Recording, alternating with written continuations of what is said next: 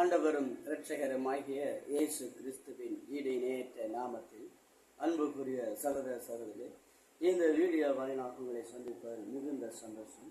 இன்றைக்கும் வாசிக்க வேண்டியதான வேத பகுதி சங்கீதங்களின் புஸ்தகம் 7வது அதிகாரம் சங்கீதம் 1வது வசனத்திலிருந்து வாசிக்கிறேன்.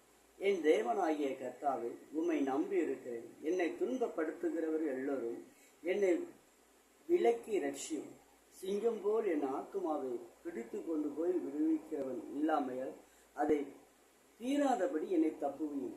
என் தேவனாகிய கர்த்தாவே, நான் இதை செய்ததும் என் கையிலே நியாயக்கேடு இருக்கிறதும் என்னோடு சமாதானமாய் இருந்தவனுக்கு நான் தீமை செய்த காரணமில்லாமல் என் சத்துரு என்னை கொள்ளையிட்டதும் எனக்கு உண்டான.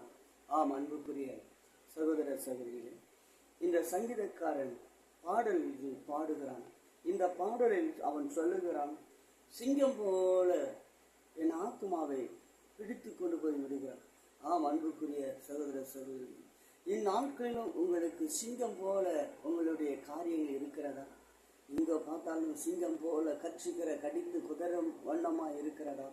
ஆம், அன்புக்குரிய அதான் இந்த சங்கீதக்காரன் சொல்லுகிறது, தேவனே என்னை தீராதபடி என்னை காத்துக்கொள்ளும் என்று சொல்லுகிறான்.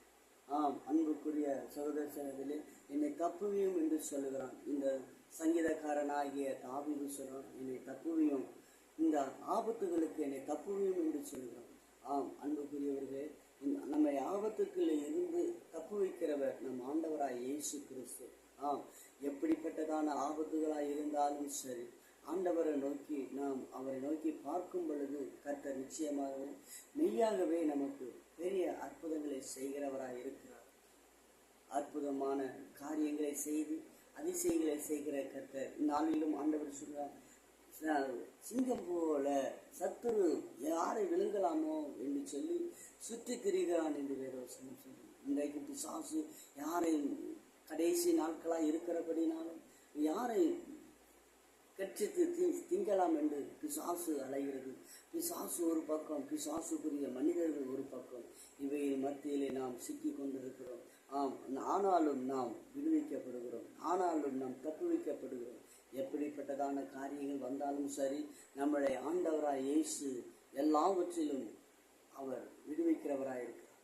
நம்மிலும் பிசாசு முந்தினவன், ஆனால் அவனிலும் அவனை உண்டாக்கின இயேசு நம்மில் இருக்கிறபடினா அவரை கொண்டு நாம் அவனை ஜெயிக்கலாம்.